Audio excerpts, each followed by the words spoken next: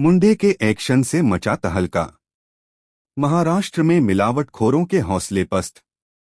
हरियाणा के चर्चित आईएएस रहे अशोक खेमका की तरह ही महाराष्ट्र में अपने तबादले के कारण सुर्खियों में रहने वाले तेज तर्रार आईएएस अधिकारी तुकाराम मुंढे इन दिनों चर्चा में हैं। उन्हें महाराष्ट्र सरकार ने 19 मई को महाराष्ट्र के अन्न और औषधि प्रशासन का नया कमिश्नर नियुक्त किया गया था। उन्होंने मई 2026 के आखिरी हफ्ते में इस पद का कार्यभार संभाला था। उनका 21 साल की नौकरी में यह 25वां ट्रांसफर था। तुकाराम मुंढे की कार्यशैली से जहां मुंबई समेत पूरे महाराष्ट्र में मिलावटखोरों में हड़कंप हैं, तो वहीं दूसरी तरफ मुंढे के सामने पेप्सिको, रेड बुल, स्टिंग जैसी कंपनियों ने सरेंडर कर दिया है। मुंढे ने कुछ दिन पहले इन कंपनियों को पेय पदार्थ पर एनर्जी ड्रिंक नहीं लिखने पर चेतावनी दी थी। एफडीए आयुक्त तुकाराम मुंढे की नोटिस पर कंपनियों ने कहा है कि वे अब ऐसा नहीं करेंगी। छूट रहा पसीना।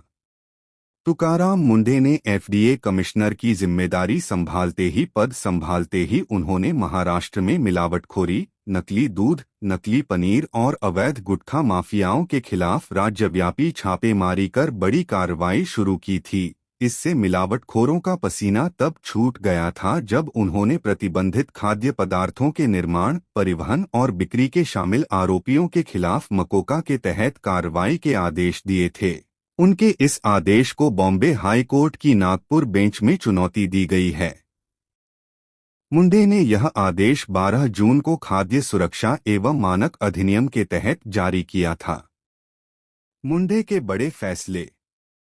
मुंबईकरों को सुरक्षित भोजन के लिए पूरे राज्य में होटल, रेस्टोरेंट, ढाबे, बेकरी, क्लाउड किचन और ऑनलाइन फूड प्लेटफॉर्म के लिए मुंढे ने खून की सुरक्षा से जुड़े मानकों में लापरवाही पर जेजे ब्लड बैंक समेत दे सेंट मुंढे ने साफ किया है कि पेप्सिको, रेड बुल, स्टिंग और ऐसी ही दूसरी सॉफ्ट ड्रिंक कंपनियां शेड्यूल 4 फीट के आधार पर अपने प्रोडक्ट्स पर एनर्जी ड्रिंक लिखती हैं।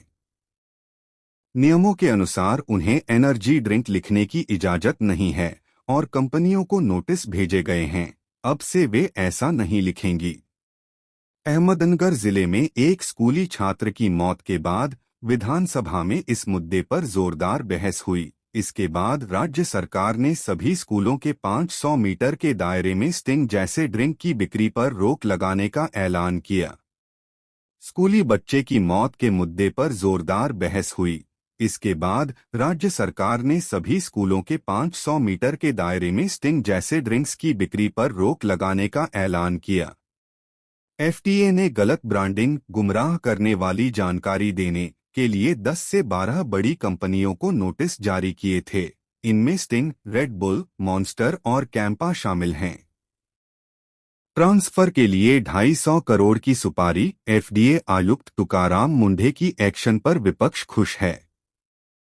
एनसीपी शरद चंद्र पवार के विधायक और पूर्व मंत्री जितेंद्र आव्हाड ने कहा है कि मुंढे के ट्रांसफर के लिए 250 करोड़ की सुपारी दी गई है।